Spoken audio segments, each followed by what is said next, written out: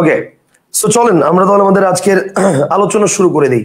ওকে, so আমাদের আজকের আলোচনার টপিকটা হচ্ছে ভাষা অধ্যায়। ঠিক আছে, এখন ভাষা জিনিসটা কি, প্রথমত যদি একটু প্রশ্ন করি যে ভাষা কি জিনিস, একটু খেয়াল করেন ভাষা কি জিনিস।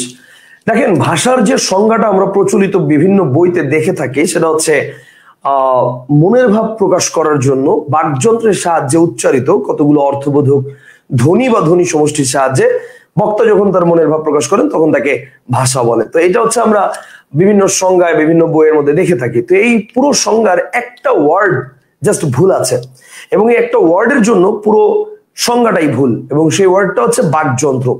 এখন আসেন, বাকযন্ত্র কথাটা কেন ভুল মনে রাখবেন। ভাষার সংজ্ঞায় কখনোই নেভার এভার বাকযন্ত্র কথাটা আসবে না, নেভার এভার। ঠিক আছে, এখন কোশ্চেন হচ্ছে ভাই কেন?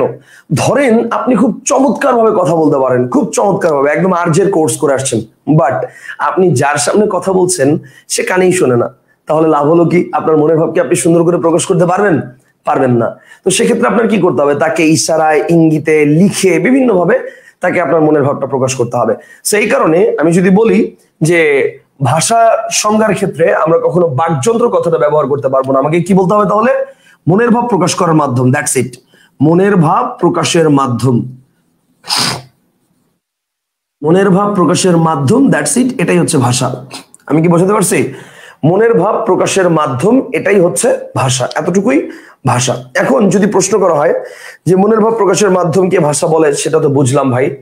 এখন ভাষার নিয়ে প্রশ্ন করতে গেলে এখানে আরেকটা বিষয় বলে রাখি যে ভাষা তো বুঝলাম আমরা, এখন ভাষার রূপ কয়টা, মানে ভাষার কয়টা কয়টা ভাবে প্রকাশ করা যায়। তো এখানে একটা জিনিস খেয়াল করেন, ভাষাকে কিভাবে কিভাবে প্রকাশ করা যায়। ভাষাকে প্রকাশ করা যায় মুখে কথা বলে। ঠিক আছে, মুখে কথা বলে, এটা একটা ওয়ে আছে। একটা ওয়ে আছে সেটা হচ্ছে লিখিত ভাবে। ঠিক আছে, একটা হচ্ছে লিখে, আর আরেকটা হচ্ছে ইশারায় বা ইঙ্গিতে।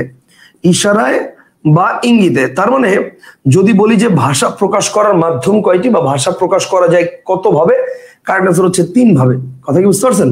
কত ভাবে প্রকাশ করা যায়? 3 ভাবে প্রকাশ করা যায়। তবে হ্যাঁ, এটা সত্য যে সবচেয়ে সুস্পষ্ট ভাবে প্রকাশ করা যায় কথা বলার মাধ্যমে।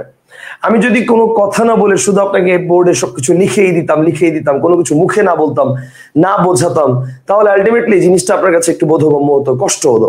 সেই কারণে বলেছি যে ভাষার মধ্যে যে জিনিসটা আমাদের মাথায় রাখতে হবে সেটা হচ্ছে মনের ভাব প্রকাশের মাধ্যমকে ভাষা বলে। তবে ভাষা প্রকাশের অনেকগুলো মাধ্যম থাকলেও এর মধ্যে কথা বলে মনের ভাব প্রকাশ করাটা হচ্ছে সবচেয়ে উত্তম। ঠিক আছে, কথা বলে মনের ভাব প্রকাশ করাটা সেটা হচ্ছে সবচেয়ে উত্তম।